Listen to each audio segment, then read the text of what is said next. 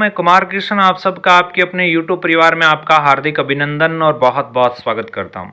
साथियों, राजस्थान कर्मचारी चयन बोर्ड जयपुर के द्वारा पशु परिचर सिद्धि भर्ती 2023 का जो परिणाम जारी किया गया, वरीयता सूची जो पिछले सप्ताह जारी की गई थी, उस सूची के अंदर विभाग के द्वारा विज्ञप्ति वर्गवार रिक्त पदों के लिए 1.25 गुना अभ्यर्थियों को ऑनलाइन आवेदन या विस्तृत आवेदन कह सकते हैं, स्क्रूटनी फार्म भरवाने के लिए पात्रता जांच हेतु दस्तावेज सत्यापन के लिए सूचीबद्ध किया गया और उनकी एक लिस्ट भी जारी कर दी गई। अब जो लिस्ट जारी की थी, पात्रता की जांच के लिए की गई थी और पात्रता जांच के लिए दस्तावेज सत्यापन के पश्चात पात्र पाए जाने वाले जो अभ्यर्थी होंगे उनको ही रिक्त पदों के अनुसार या वरीयता के आधार पर श्रेणीवार अभ्यर्थियों को चयनित किया जाने का बात है जो कही जा रही है। सूचीबद्ध अभ्यर्थियों की ऑनलाइन विस्तृत आवेदन है, जो आपका स्क्रूटनी फॉर्म है, वो ऑनलाइन जो आवेदन है वो भरने की तारीख है वो 12/4/2025 से लेकर के 18/4/2025 तक है, जो को SSOID के माध्यम पे जो लिंक है वो खुलो है। पशु परिचर सिद्धि भर्ती 2023 के महीने सूचीबद्ध अभ्यर्थियां हैं जिनका आपको आवेदन SSOID के माध्यम कर सके। बिंग महीने एक फार्म है स्क्रूटनी फॉर्म बिंग अंदर भरना है और बिंग महीने कई जगह डॉक्यूमेंट है वह जिका मांग रखे बाम कई डॉक्यूमेंट में समस्या जी कई साथियां आ रही है। जी आप बात करा जाति प्रमाण पत्र यानी कास्ट सर्टिफिकेट ने लेकर के, आप बात करा मैरिज सर्टिफिकेट है बिन भी लेकर के कई आगे जी समस्या आ रही है, तो ये तमाम समस्याओं का जगह समाधान है वो थाने में अभी बता चुका। देखो, जैसे ही आपको ई मित्र पे जाके के SSOID पे आप स्क्रूटनी फॉर्म अप्लाई करते हो, उसके अंदर जितने भी घोषणा पत्र है, जितने भी वचनबद्ध पत्र हैं, वो आपको सादे कागज पे और आपको ये सभी तमाम जितने भी डॉक्यूमेंट या जो भी घोषणा पत्र लगते हैं वो हमारे इस आपको नीचे लिंक दिया गया जिस पे आपको टेलीग्राम चैनल पे जाकर के आप PDF डाउनलोड कर सकते हो। दो जो आपसे मांगे गए हैं कैरेक्टर सर्टिफिकेट जिस पर राजपत्रित अधिकारी गजेटेड ऑफिसरों के साइन मांगे गए हैं वो तो सादे कागज पर ही करवाई जाएंगी, और जो शर्तें उस पर लिख रखा है कि 50 रुपये का जो स्टाम्प पेपर है वो कितने बनाने हैं उनको बाकायदा मैंने वो बताया और मैं आपको इसी वीडियो में बता भी दूंगा कि कौन कौन से मांगने हैं, तो ध्यान रखना है। अब बात आती है कि कास्ट सर्टिफिकेट को लेकर के क्या समस्या आ रही है। कईयों के मामला ये है कि कास्ट सर्टिफिकेट नया बनाएं या फिर पुराने वाला चल जाएगा, क्या किया जाए। जब आपने आवेदन किया था पशु परिचर का, उस समय जो आपका कास्ट सर्टिफिकेट मांगा था वो ही आपके पास है तो वही आपका मान्य होगा। अगर वो नहीं है तो आपको नया कास्ट सर्टिफिकेट बनाना पड़ेगा और उसके साथ आपको नया बनाते हो तो उसके साथ आपको एक एफिडेविट है वो लगाना पड़ेगा, तहसील में जाकर के नोटरी करवाना पड़ेगा, वहां से लिखा करके आप वहां से अपलोड कर सकते हो। अगर आपके पास 20/1/2022 के अनुसार SC ST OBC या अन्य जो आपके पास भी कोई कास्ट सर्टिफिकेट है आपकी जाति के कैटेगरी का, वो आप यहाँ पे अप्लाई कर सकते हो और उनको आप लगा सकते हो। तो आप देखिएगा, अगर नया बनवा के लगाते हो तो आपको कास्ट सर्टिफिकेट के साथ साथ आपको एफिडेविट शपथ पत्र लगाना पड़ेगा कि हमने नया क्यों बनवाया है। इसलिए आप ध्यान रखें, आपका पुराना वाला सर्टिफिकेट मान्य हो जाएगा। जो आपने फार्म भरते समय पशु परिचर भर्ती का फार्म भरते समय जो कास्ट सर्टिफिकेट लगाया था वही आपका मान्य हो जाएगा। ये तो रही बात कास्ट सर्टिफिकेट की। अब मैं बात करता हूं और कई चीज, जैसे वही सेम बात करें मैरिज सर्टिफिकेट को लेकर के कईयों की समस्या आ रही है कि भाई हमारा मैरिज सर्टिफिकेट लगेगा नहीं। जिस साथी का शादी हो चुकी है और अगर उसने आवेदन करते समय मैरिज वाला जो ऑप्शन था उस पर क्लिक किया, हाँ का ऑप्शन किया, तो उनको का मैरिज सर्टिफिकेट लगाना है, और जिसने मैरिज वाले ऑप्शन में हाँ नहीं किया उसको मैरिज सर्टिफिकेट है नहीं लगाना। ये बात तो ध्यान में रखना। दूसरा, जो मैरिज सर्टिफिकेट है उसके ऊपर जो पंजीयन क्रमांक है वो आपको लगाना है और मैरिज सर्टिफिकेट संबंधित विभाग है वो लगाना। दूसरी बात, जिसकी शादी 2006 से पहले हुई है ना, उनको तो कोई ज्यादा जरूरत नहीं, उनके लिए तो एक अलग से ही एक सर्टिफिकेट है जो हमारे इसी साइड जो अपन बात करते हैं कि इसके जो पशु परिचर के जो आवेदन है उसके अंदर ही दे रखा है, डॉक्यूमेंट्स के अंदर दे रखा है, वो भरना है। और 2006 के बाद जिसकी शादी हुई है उनको अपना पंजीयन जो है विवाह पंजीयन है वो लगाना अनिवार्य है, ये ध्यान रखना। अगर किसी के पास विवाह पंजीयन नहीं है तो वो बनवा लें, और बनवा करके आप ध्यान रखें उसके साथ आपको एफिडेविट लगाना पड़ेगा, शपथ पत्र देना पड़ेगा जो आपको तहसील में लिख करके देंगे, जो आप नोटरी से लिखवा लीजिएगा। जो एडवोकेट बैठते हैं नोटरी कर देंगे वहां से, वो आपको वहां से लिखवा करके उसको अप्लाई करना पड़ेगा, तो ध्यान रखें। तो मैरिज सर्टिफिकेट जिसकी शादी उन्हीं को लगाना लगाना है, बाकी को नहीं लगाना है। जिसकी शादी हो गई उसी को संतान, जिसने वैवाहिक दिखाया है ना, उसी को संतान वाला घोषणा वाला जो है वो क्लिक करना है। बाकी ये किसी के लिए लागू नहीं होता, बाकी आप उसको खाली छोड़ देना, इसलिए ध्यान रखें। कुछ साथी लोगों का कमेंट आ रहा है कि भाई मेरी तो शादी नहीं हुई तो मुझे क्या संतान घोषणा करना है कि नहीं। नहीं, आपको किसी भी प्रकार की कोई घोषणा नहीं करनी। जब आपकी शादी नहीं हुई है तो भी आपको नहीं करनी, जब शादी हो गई तो आपको मेरी संतान घोषणा वाला जो लगाना है, तो ये ध्यान रखना।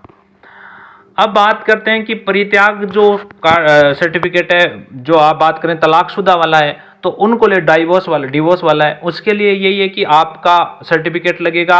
अगर आपका अभी नया नया बनाया है तो सीधी सी बात आपको एफिडेविट लगाना है। अगर नहीं बनाया है तो सीधी सी बात है, पुराने वाला है तो सीधी सी बात है आवेदन के समय जो लगाया हुआ है वही आपका मान्य हो जाएगा। उसमें किसी प्रकार का कोई एफिडेविट लगाने की जरूरत है या शपथ पत्र लगाने की जरूरत नहीं पड़ेगी, यह ध्यान रखना। वही सेम बात मैं करूं विडो वाली महिलाओं के लिए सेम बात है, जिसका प्रमाण पत्र लगाना है, पूरी बातें उसमें लगानी होती है। तो अगर नया बना रहे हो तो इसमें आपको एफिडेविट लगाने की जरूरत है। अब बात करते हैं कि विशेष योग्यजन वाले विद्यार्थी हैं, उनको ध्यान रखना है कि मेडिकल बोर्ड द्वारा जो पदस्थ निःशक्तता प्रमाण पत्र है, जिसमें आपको कम से कम आपके अंदर विकलांगता वो 40% होनी चाहिए। अगर आपके अंदर 40% विकलांगता का प्रमाण पत्र है और परमानेंट वाला है वही लगाना। अगर नहीं है तो ध्यान रखना आप क्या करना है, एफिडेविट जरूर लिखा लें उसके साथ, वरना आपको वहां पे समस्या आ सकती है ऑनलाइन में अपलोड करते समय भी, और जब आपकी डीवी ऑफलाइन होगी उस समय भी। अब बात करते हैं कि उत्कृष्ट खिलाड़ियों का सेम प्रोसेस रहेगी। आपको भर्ती के अंदर जो आवेदन किया उस समय का होना चाहिए। अगर आप अभी आपने बनाया 1-2-4 दिनों में तो सीधी सी बात आपको एफिडेविट जरूर लिखाना पड़ेगा और उसके पीछे की पूरी बातें बतानी पड़ेगी। अब इसके बाद भूतपूर्व सैनिक जिनके पास जो भी डिस्चार्ज डायरी है वो अपनी डायरी साथ में लगा रखें, जरूरी लगानी है, और उनकी प्रतियां, उसके घोषणा पत्र, वचनबंध जो भी है वो तमाम डॉक्यूमेंट्स आपको वहां पे लगाने हैं। अब बात करते हैं कि राजपत्रित अधिकारियों के द्वारा 2 मूल चरित्र कैरेक्टर सर्टिफिकेट मांगे गए हैं, जो सादे कागज पर लगाने हैं, नहीं तो कोई 50 रुपए का स्टाम्प वाला बनाना है, सीधा सादे कागज पे बनाने हैं, जो आपको अपलोड भी करने हैं ऑनलाइन भी। अंतिम शैक्षणिक संस्था द्वारा जारी मूल चरित्र प्रमाण पत्र। अब मैं आपको बता दूं कि कई साथी ऐसे हैं जिन्होंने 12th क्लास के ऊपर लगा रखा है, अंतिम क्लास 12th लगा रखी है।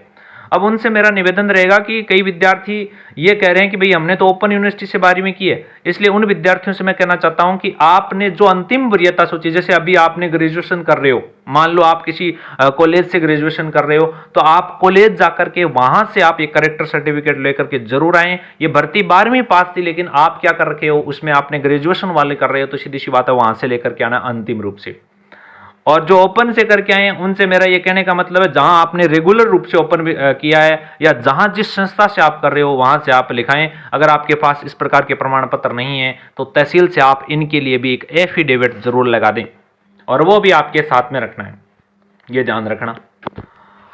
विवाह पंजीयन प्रमाण पत्र के बारे में मैंने बता दिया आपको पूरी बातें। अब बात करते हैं कि कौन कौन से हैं सर्टिफिकेट है। सबसे पहले ये आपके सामने चरित्र प्रमाण पत्र देख रहे हो, इनको भरना है, और इसको भरने के बाद ही ये इस पे साइन होंगे और उनके कार्यालय की मोहर भी लगेगी। करेक्टर सर्टिफिकेट है ये आपका, जिस पे गजेटेड अधिकारियों को, ये सेम है जो आपको RSSB कर्मचारी चयन बोर्ड की साइट पर भी मिल जाएगा।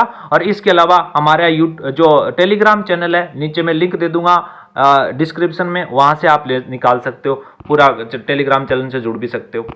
इसके अलावा मैं बात करता हूं कि सामान्य घोषणा पत्र है। ये सामान्य घोषणा पत्र देख रहे हो, इस घोषणा पत्र को 50 रुपए के नॉन जुडिशियल स्टाम्प पर आपको नोटरी द्वारा स्थापित करवाना है। उसको पूरा आपको नोटरी के द्वारा लिखवाना पड़ेगा और 50 रुपए के स्टाम्प पे ये बातें लिखवानी है और उसमें आपको पूरा भरना है, तो ध्यान रख लेना, करवा के ले जाना। एक है संतान संबंधी घोषणा पत्र, ये भी एक सामान्य कागज पे लेना है, इसके लिए अलग से कोई 50 रुपए का स्टाम्प आपको नहीं लगाना है, जिस पे घोषणा कर रखी है ना उसको लगाना है।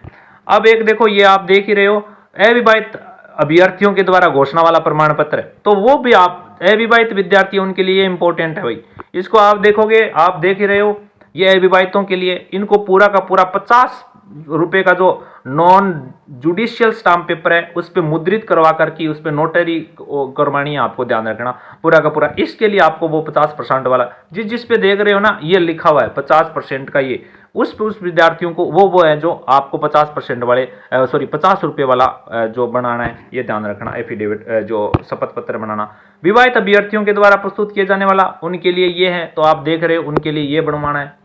ये पूरा का पूरा बना के लाना है तहसील से आपके, ठीक है। फिर ये विधवा है, उन संबंधित है तो उनको भी 50 रुपये वाला स्टाम्प लगाना है। परित्याग है, उनको भी 50 रुपये वाला वो जो लगाना है।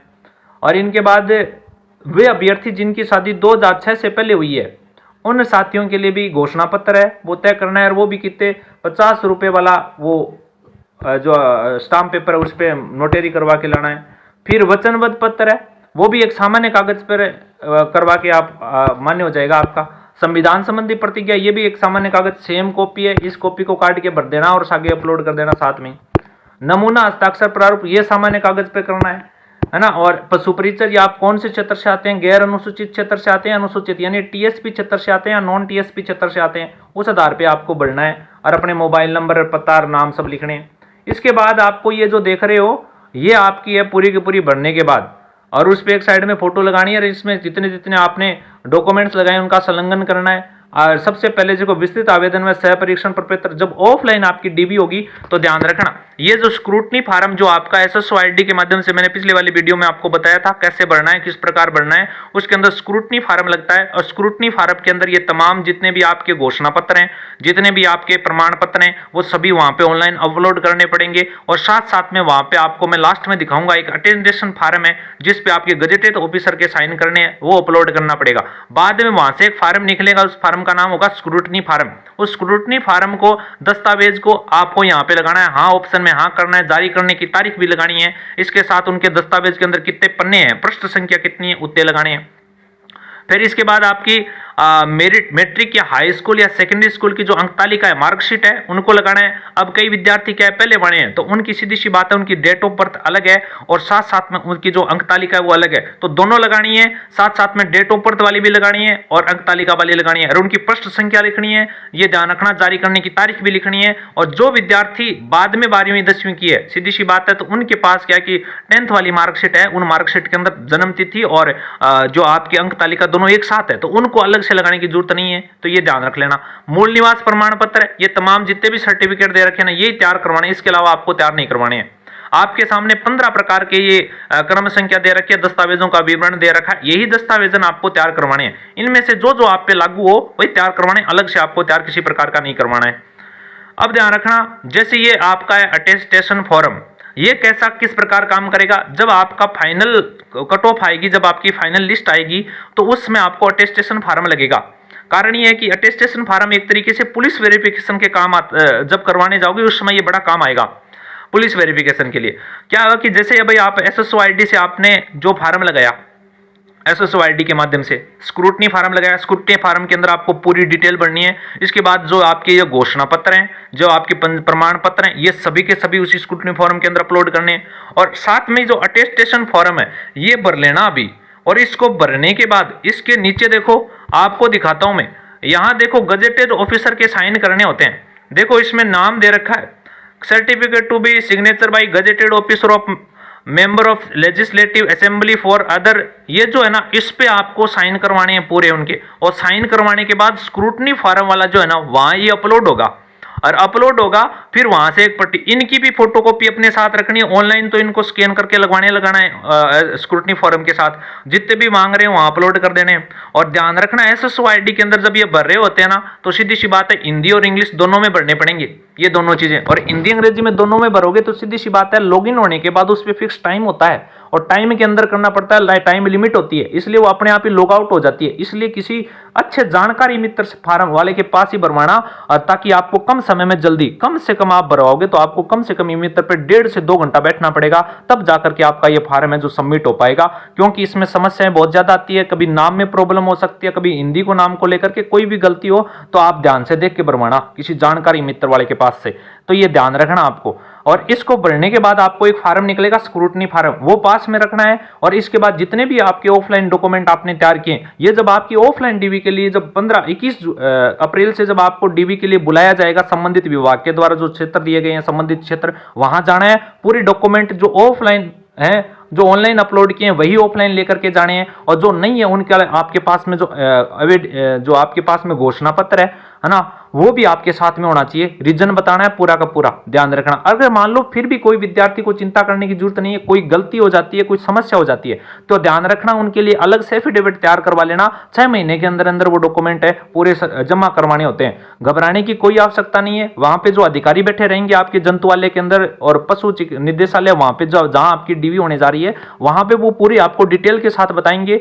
घबराने की कोई आवश्यकता नहीं। समझदार लोग हैं, पढ़े लिखे लोग हैं, आपको ढंग से बताने का, समझाने का प्रयास करेंगे, आपको गलती करनी नहीं देंगे और धीरे धीरे आप आराम से इधर उधर से देख करके और इधर आराम से अपना जो डॉक्यूमेंट है वहां से करवा सकते हो। दूसरी बड़ी बात, हमारे बीच में खबर आ रही है पशु परिचर भर्ती को लेकर के कि ये जो भर्ती है इस पे स्टे आने की संभावना ज्यादा बन रही है, क्योंकि इसमें गड़बड़िएशन चल रही है। तो अभी आपको पता है कि आलोक राज कर्मचारी चयन बोर्ड के जो अध्यक्ष हैं उनका बयान आया। उसने ये अपने बयान में कहा है कि भाई सीधी बात है कि बच्चों के साथ न्याय नहीं किया गया, उनको लेकर के मामला। उसके बयान के बाद मुझे तो यही लग रहा है कि ये भर्ती है जो स्टे आ सकता है, कोर्ट में जा सकती है। इसलिए मैं तो ये कहना चाहता हूं कि भाई अगर स्टे आना है तो सीधी सी बात है कि डॉक्यूमेंट वेरिफिकेशन होने से पहले पहले आ जाए, ताकि विद्यार्थियों को, साथियों को ये फालतू में फोड़ा भुगतना ना पड़े और इधर उधर ज्यादा भागदौड़ी ना मचानी पड़े। तो सीधी सी बात है, या तो सरकार पहले कर दे या बाद में करोगे तो सीधी सी बात है पैसा लग जाएगा, खर्चा लग जाएगा, बाद में क्या होगा, स्टे आ जाएगा, क्या कैसे रिजल्ट आएगा, ये पूरी बड़ी लंबी प्रोसेस है। इसलिए मेरा तो सरकार से निवेदन यही है कि स्टे लगना है तो भाई जल्दी से लगे, ताकि इन विद्यार्थियों को न्याय मिल सके। जिस विद्यार्थियों के साथ ये हुआ है, 6ठी पारी के लोग सबसे ज्यादा सिलेक्टेड हुए हैं, तो इसको लेकर के ये विवाद है चल रहा है। तो आप अपने हिसाब से देख लेना क्या क्या समस्या आ रही है। और भी कोई समस्या है तो मुझे जरूर कमेंट बॉक्स में बताओ, उनको लेकर के मैं वीडियो अपलोड कर दूंगा और आपको बता दूंगा पर्टिकुलर। बाकी आप हमारे टेलीग्राम चैनल से जुड़ जाइएगा। आपको टेलीग्राम चैनल का लिंक मैंने डिस्क्रिप्शन में दे दिया है, तो आप देखिएगा, जुड़ जाइएगा। पूरी बातें तो ध्यान रखना भाई। आज के लिए इतना ही, मिलते हैं नई जानकारी के साथ। तो दीजिए इजाजत। जय हिंद, जय जय राजस्थान, जय जवान जय किसान।